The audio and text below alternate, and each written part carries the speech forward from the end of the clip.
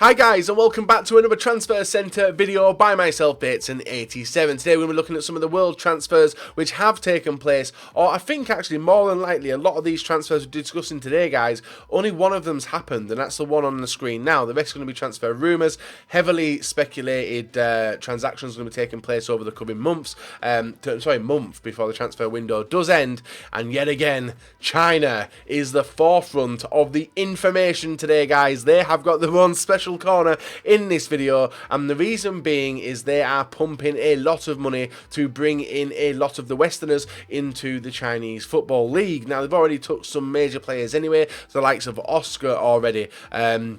Hulk went, Pella went as well, and they're going to continue to do so for the foreseeable couple of months as well. So if you guys do want MSP, PSN codes or cheap game codes, especially with Team of the Year starting tomorrow, guys, go and check out g2a.com, their link is down below. If we can try and hit over 5,000 likes, that'd be brilliant, and guys, subscribe to me if you're not subscribed already. There's also a few things.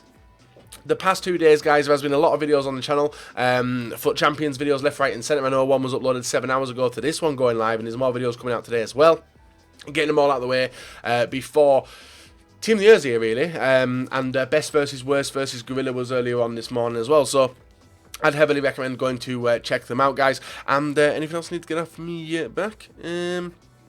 No, just Team of the Year hype, guys. Team of the Year hype. Now, there was another video on my channel, transfers, new transfers. A lot of people haven't picked up on it, but there is some new transfers in Ultimate Team. That video was uploaded on Friday or Thursday, and it shows all the new players in Ultimate Team. There's not that many, Draxler being the main one. So moving on into the Transfer Centre video, guys, we have John Obi Mikel posted on his social media on the early hours of Thursday or Friday morning. Two Chelsea fans thanking him for a fantastic career.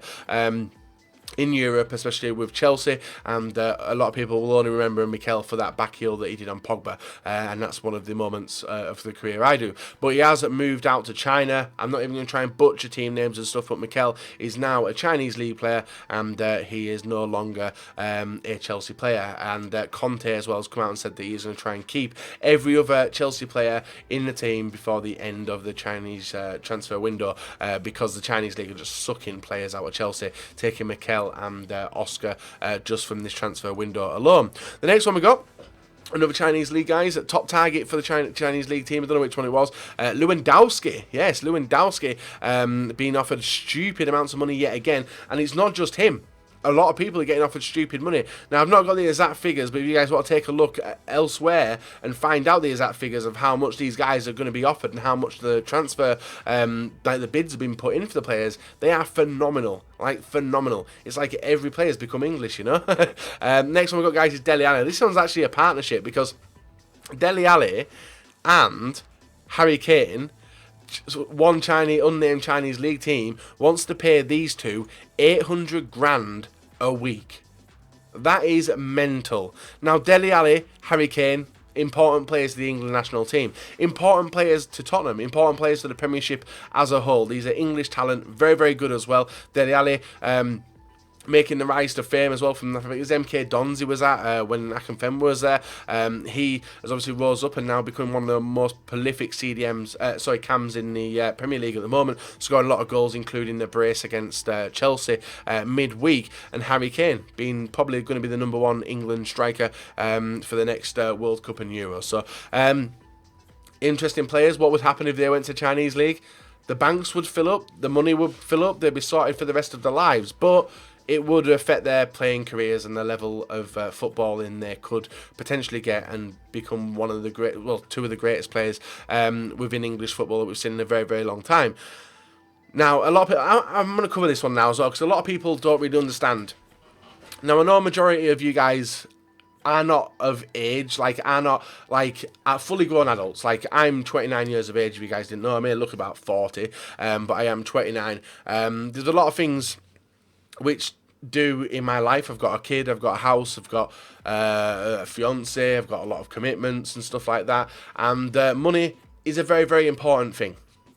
It just is with everybody. You'll get that when you obviously grow up, and I don't want to be pointing fingers and telling you what to do, but money is a very, very important thing. Now, a lot of footballers, and even a lot of YouTubers as well in the past, get slated for making choices on money. Now, obviously, football is something you should love to do. It just should be. It's the same with gaming. I love to do gaming, and I get paid in some way for doing something I love. Now, for a footballer to get offered £800,000 a week to play football in China, £800,000 a week, it would sort you out for the rest of your life. Would you say no to it? I want honest answers, guys, because I know a lot of people like Witzel got slated for going to Russia because he's all about the money.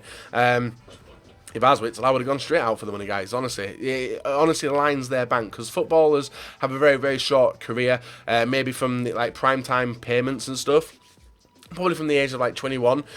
Depending on how good they are, all the way up to like 32, 34, or maybe even a bit longer.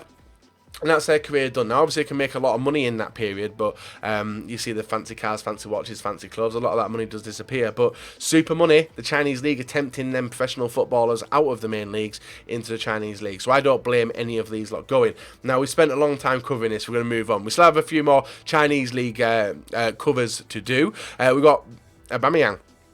Very, very, very, very big offer put in for Aubameyang. Would that prize him away from the Bundesliga? I don't think so. I think Aubameyang's got his eyes set on either Dortmund or a big money move to the likes of Barcelona or Real Madrid in the future.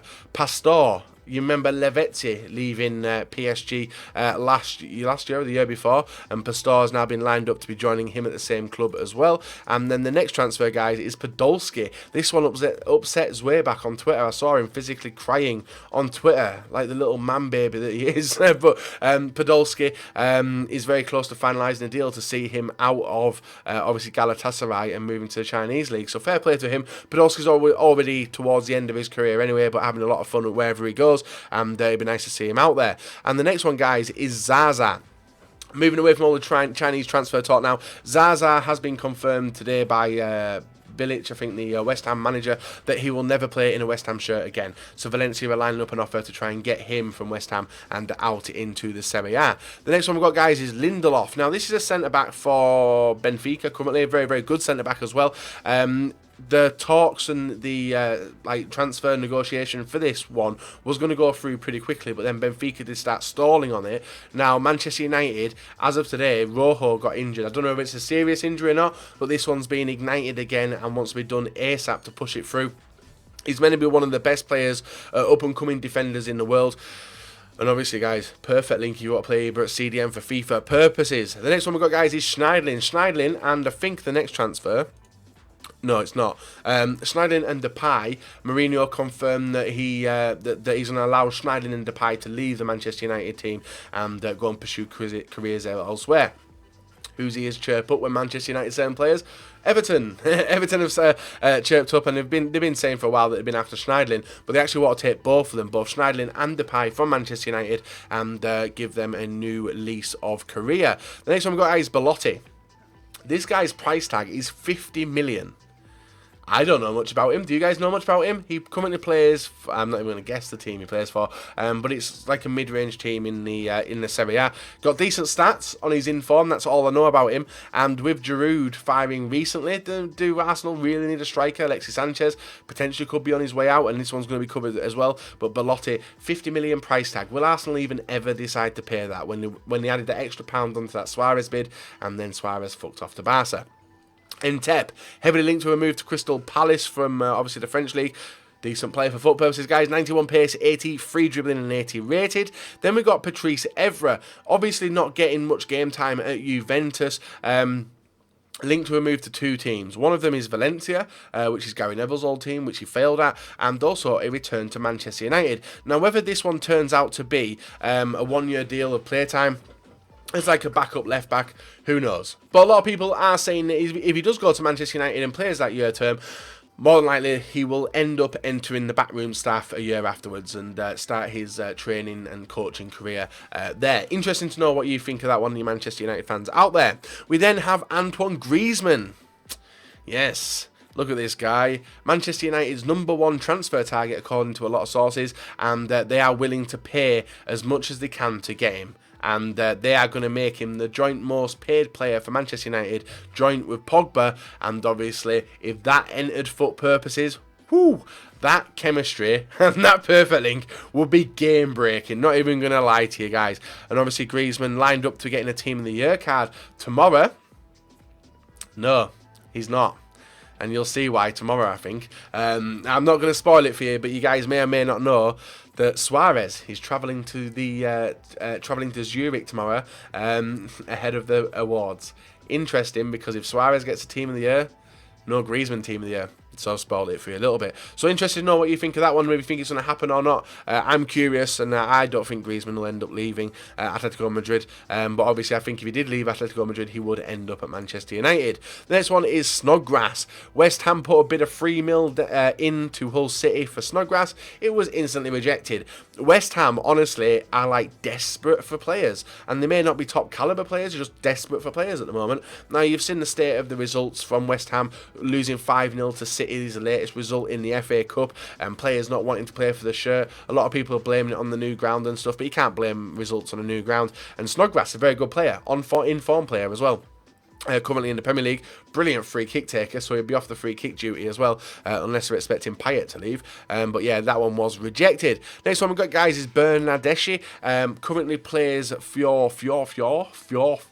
Fiorentina, and Tottenham are looking to line him up and bring him to the Premiership into that left midfield position. So it'll be a nice signing for FUT purposes. He's got a decent card anyway, and potentially could get a January upgrade. We also have Berardi, heavily linked with a move from the team he's at now in the Serie A to Milan. Milan are deciding to open up the purse and get some money spent to bolster their team to push on for more titles after the recent success in December.